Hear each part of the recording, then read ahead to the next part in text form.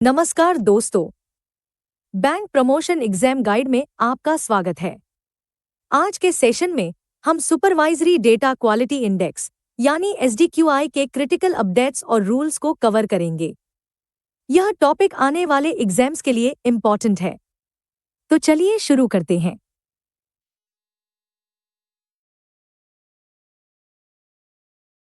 एसडीक्यूआई framework के तहत कौन सा स्टेटमेंट सही है, इसे ध्यान से देखें। यह सवाल आपके कॉन्सेप्ट्स टेस्ट करेगा। Which of the following statements are correct regarding the framework of the Supervisory Data Quality Index (SDQI) as per the Master Direction on Filing of Supervisory Returns 2024? 1. The index assesses data quality across four distinct dimensions: accuracy, completeness, timeliness, and consistency, explicitly excluding profitability metrics like net interest margin. 2. Under the Clean File Protocol, if a bank resubmits a return after the due date to correct an error, it incurs a penalty on the timeliness score, even if the initial submission was made by the deadline. 3. According to the grading grid, a score between 70 and 80 is classified as needs improvement, mandating the bank to submit a remedial action plan (RAP) approved by its board audit committee. 4.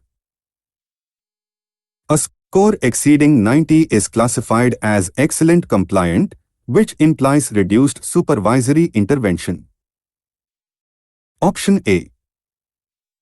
Only 1 and 4. Option B.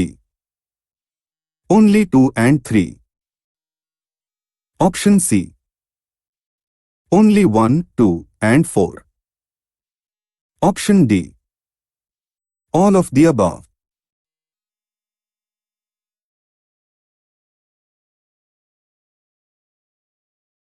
सही जवाब है option D, यानी ऊपर दिए गए सभी statement सही हैं। चलिए अब एसडीक्यूआई की पूरी कहानी समझते हैं। पहले बैंक सुपरविजन में सिर्फ फाइनेंशियल्स जैसे प्रॉफिट या एनपीए देखे जाते थे, लेकिन फिर आरबीआई ने महसूस किया कि अगर डेटा ही गलत है तो सुपरविजन का कोई मतलब नहीं है। इसलिए यह नया इंडेक्स लाया गया। यह 4 पिलर्स पर काम करता है।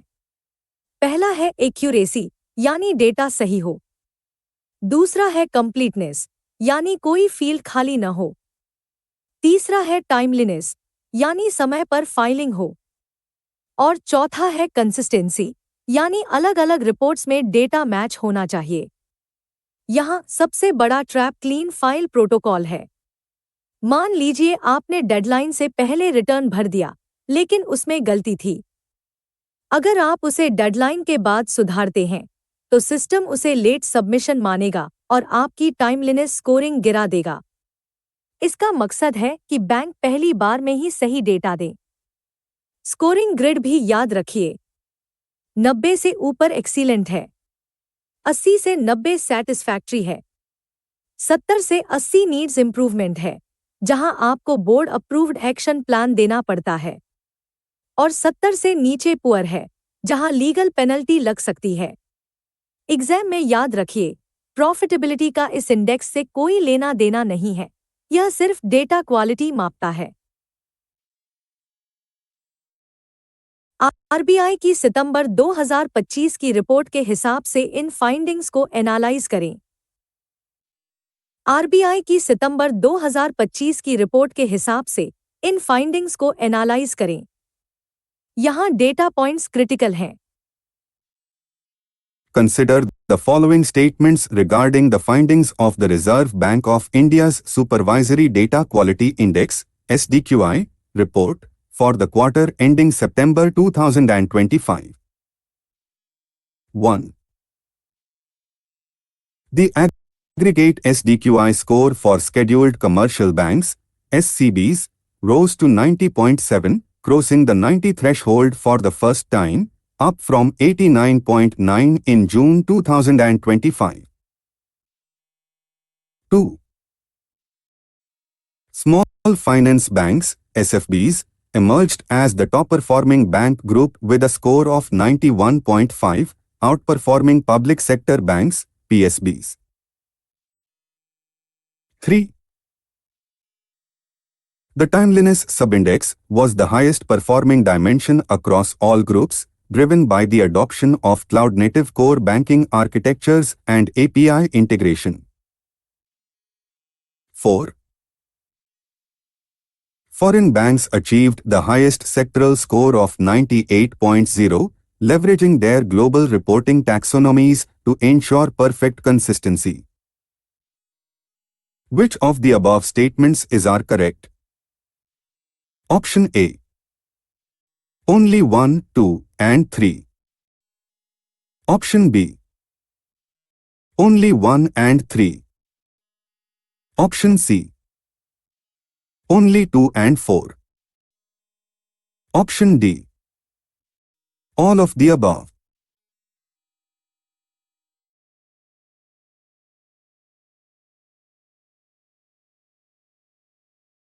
सही जवाब है ऑप्शन ए, यानी स्टेटमेंट 1, 2 और 3 सही हैं।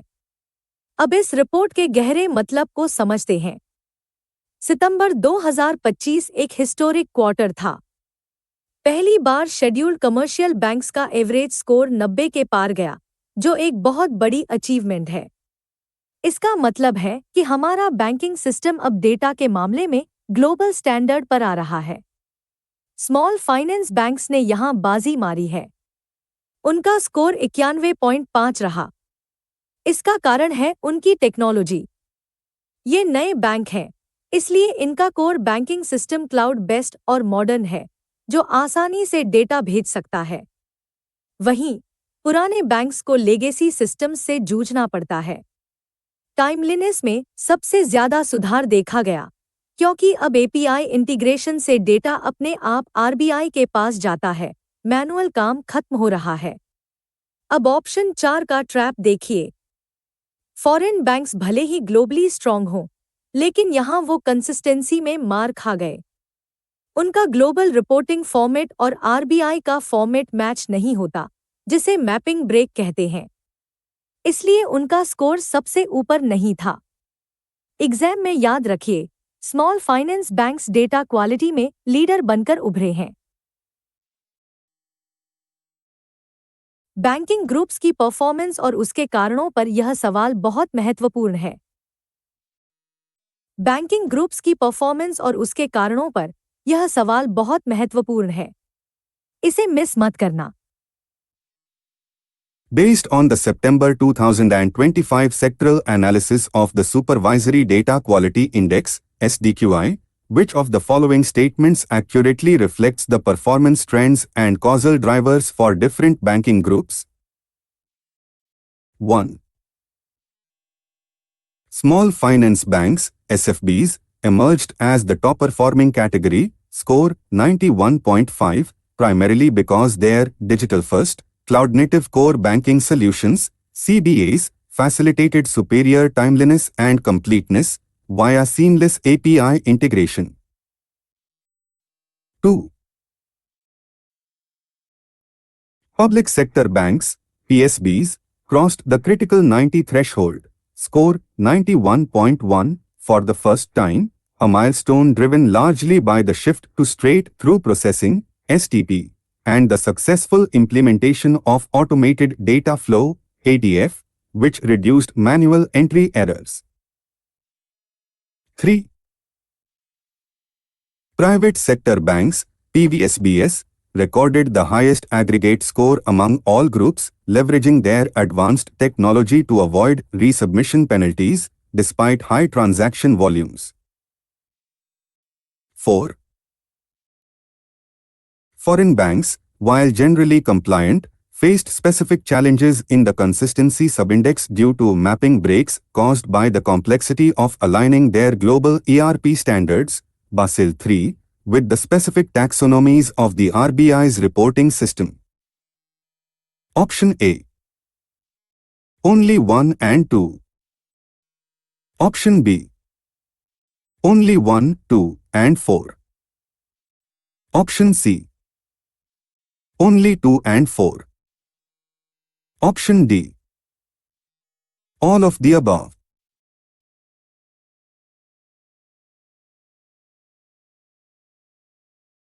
सही जवाब है ऑप्शन बी, यानी प्राइवेट सेक्टर बैंक्स वाला पॉइंट गलत है।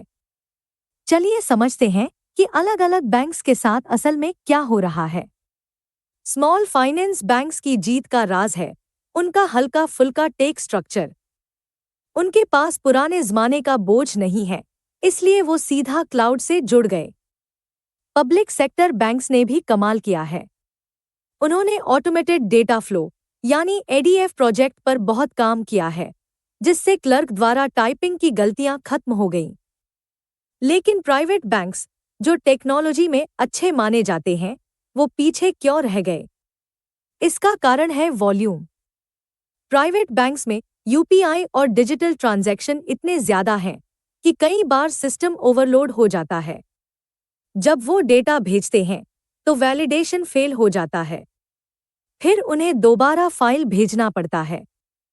और हमने पहले ही सीखा है कि दोबारा फाइल भेजने पर पेनल्टी लगती है, इसलिए उनका स्कोर नीचे गया। फॉरेन बैंक्स की दिक्कत ट्रांसलेशन की है। वो अपनी ग्लोबल भाषा में डेटा रखते हैं और आरबीआई लोकल भाषा मांगता है। इस ट्रांसलेशन में गड़बड़ होती है। एग्जाम में याद रखिए, ज्यादा वॉल्यूम कई बार ज्यादा एरर का कारण बन जाता है, जैसा प्राइवेट बैंक्स के साथ हुआ। एसडीक्यूआई के ऑपरेशनल और गवर्नेंस रूल्स पर यह सवाल पेचीदा हो सकता है। एसडीक्यूआई के ऑपरेशनल और गवर्नेंस रूल्स पर यह सवाल पेचीदा हो सकता है। ध्यान से पढ़ें। Which of the following statements correctly describes the operational infrastructure and governance protocols associated with the Supervisory Data Quality Index (SDQI)? 1. The technological backbone for computing the SDQI is the Centralized Information Management System (SIMS), which acts as the single master source for validating data and running quality algorithms. 2. In the context of the consistency dimension, if a bank reports a capital adequacy ratio (CRAR) in Form X that contradicts the equity figures in its balance sheet return, the system flags this as a cross-return inconsistency. 3. The SDQI score is treated as highly confidential supervisory data and is strictly prohibited from being disclosed to the bank's board of directors to prevent market signaling. 4.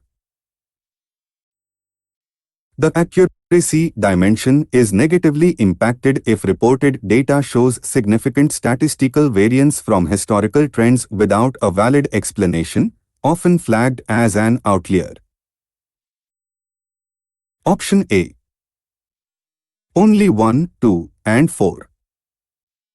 Option B. Only 1 and 3. Option C.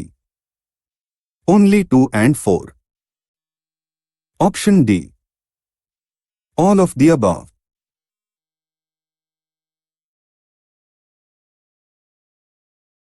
सही जवाब है option A, यानी statement 3 गलत है। आइए एसडीक्यूआई के engine room में चलते हैं। यह पूरा सिस्टम जिस सॉफ्टवेयर पर चलता है उसे सीआईएमएस कहते हैं। यह आरबीआई का नया डेटा वेयरहाउस है। पहले एक्सबीआरएल चलता था, जो अब पुराना हो गया है। अब कंसिस्टेंसी को समझिए। आरबीआई का मानना है कि सच एक ही होना चाहिए। अगर आप एक फॉर्म में अपना कैपिटल 100 करोड़ बता रहे हैं और बैलेंस शीट में 110 करोड़, तो सिस्टम इसे पकड़ लेगा। इसे क्रॉस रिटर्न इनकंसिस्टेंसी कहते हैं। एक्यूरेसी चेक करने के लिए सिस्टम आपके पुराने डेटा को देखता है। अगर अचानक डेटा में बड़ा उछाल आया, तो वो उसे आउटलायर मानकर फ्लैग कर देगा। अब सबसे बड़ा मिसकंसेप्शन दूर करते हैं। कई लोगों को लगता है कि यह स्कोर गुप्त होता है। यह सही है कि यह अखबार में नहीं आता, लेकिन बैंक के बोर्ड ऑफ डायरेक्टर्स को बताना अनिवार्य है। आरबीआई चाहता है कि टॉप मैनेजमेंट को पता चले कि उनका डेटा कितना खराब है, ताकि वो एक्शन ले। एग्जाम में याद रखिए, बोर्ड को अंधेरे में रखना अलाउड नहीं है, उन्हें स्कोर पता होना चाहिए। लीगल प्रोविजंस और पेनल्टी रूल्स पर यह सवाल एग्जाम फेवरेट है। सही ऑप्शन चुनें। Which of the following statements are correct regarding the legal and operational mechanics of the Supervisory Data Quality Index (SDQI) assessment framework? 1. The legal power for the RBI to conduct this assessment stems from Section 27(2) of the Banking Regulation Act, 1949, which mandates banks to furnish statements and information. 2. The assessment is conducted on a quarterly basis, with scorecards released to banks shortly after the quarter ends to facilitate timely remediation. 3.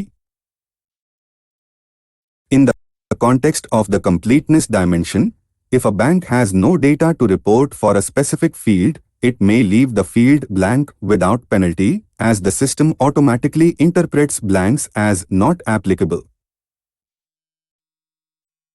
4.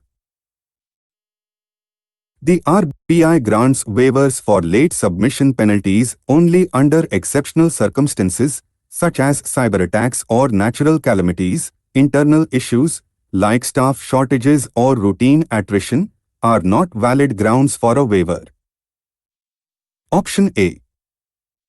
Only 1 and 2. Option B. Only 1, 2, and 4. Option C. Only 2 and 3. Option D. All of the above.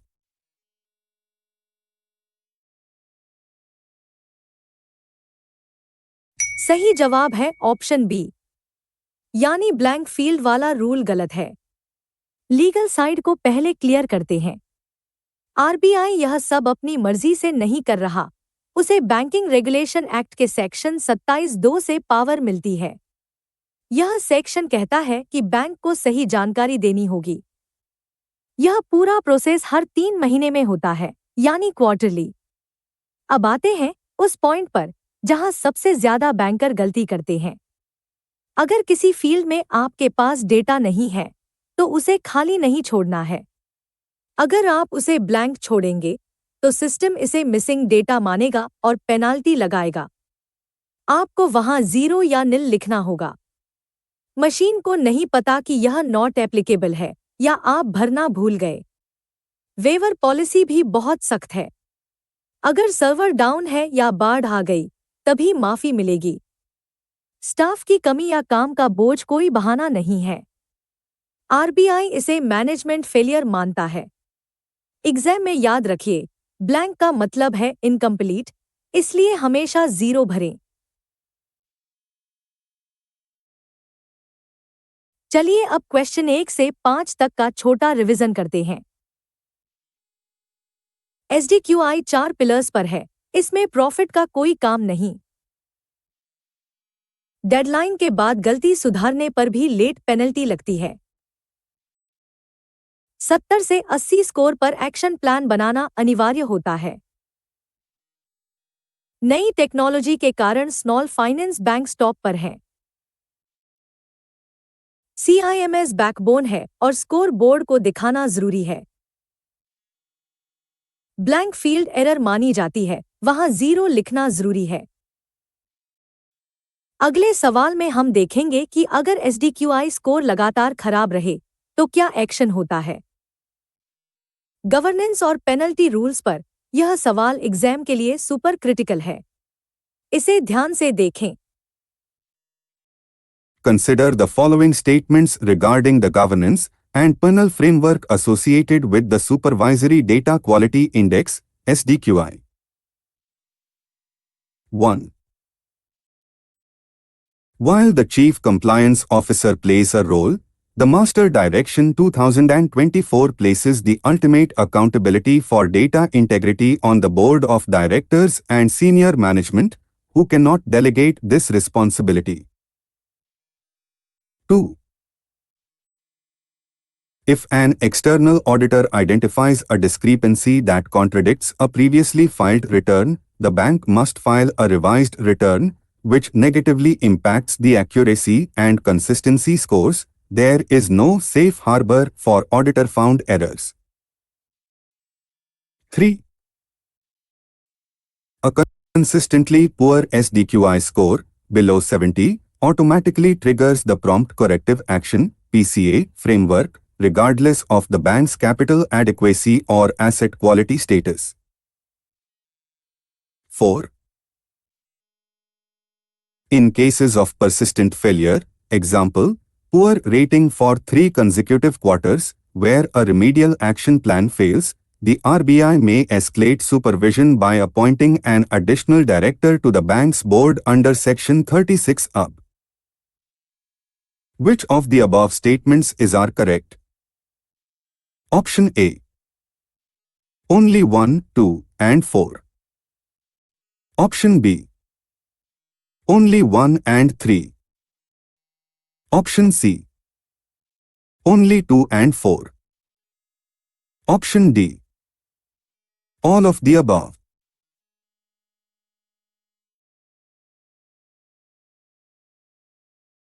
सही जवाब है option A, यानी statement 3 गलत है, बाकी सब सही है। चलिए इस कड़े कानून की कहानी समझते हैं। पहले बैंक्स में डेटा फाइलिंग को सिर्फ एक बैक ऑफिस का काम समझा जाता था। बड़े अधिकारी इस पर ध्यान नहीं देते थे। लेकिन आरबीआई ने अब गेम बदल दिया है। अब डेटा इंटीग्रिटी की जिम्मेदारी सीधे बोर्ड ऑफ डायरेक्टर्स और सीनियर मैनेजमेंट के कंधों पर है। वो यह कहकर नहीं बच सकते कि यह जूनियर्स का काम था। दूसरा क्रिटिकल पॉइंट है रिवाइज्ड रिटर्न का। मान लीजिए आपके ऑडिटर ने कोई गलती पकड़ी। आपको लगता है कि अब सुधारने से सब ठीक हो जाएगा, लेकिन ऐसा नहीं है। जैसे ही आप रिवाइज्ड रिटर्न फाइल करते हैं, सिस्टम यह नोट कर लेता है कि आपका पिछला डेटा गलत था। इससे आपकी एक्यूरेसी और कंसिस्टेंसी दोनों के स्कोर कम हो जाते हैं। यानी ऑडिटर का गलती पकड़ना भी आपके लिए पेनल्टी लाएगा। अब सबसे बड़े ट्रैप की बात करते हैं, जो है पीसीए। बहुत से स्टूडेंट्स सोचते हैं कि अगर स्कोर 70 से नीचे गया तो पीसीए लग जाएगा। यह बिल्कुल गलत है। पीसीए सिर्फ तब लगता है जब कैपिटल या एनपीए में गड़बड़ हो।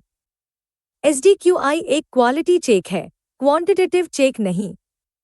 लेकिन इसका मतलब यह नहीं कि आप बच जाएंगे। अगर आप लगातार फेल होते हैं तो आरबीआई सेक्शन 36AB का इस्तेमाल करेगा। इसके तहत वो आपके बोर्ड में अपना एक एडिशनल डायरेक्टर बिठा देगा, जो अंदर से बैंक चलाएगा।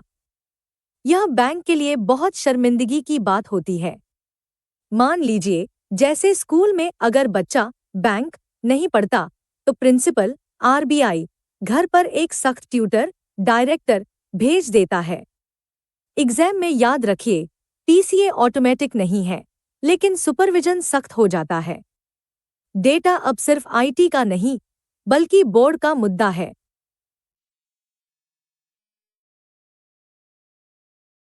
दोस्तों, आज हमने एसडीक्यूआई के सारे इंपॉर्टेंट रूल्स और ट्रैप्स को कवर कर लिया है। याद रखिएगा कि यह टॉपिक एग्जाम में जरूर आएगा। अपनी रिवीजन जारी रखें और डेटा पॉइंट्स को लिखकर याद करें। अगले वीडियो में हम एक नए टॉपिक के साथ मिलेंगे। तब तक के लिए गुड बाय और जय हिंद।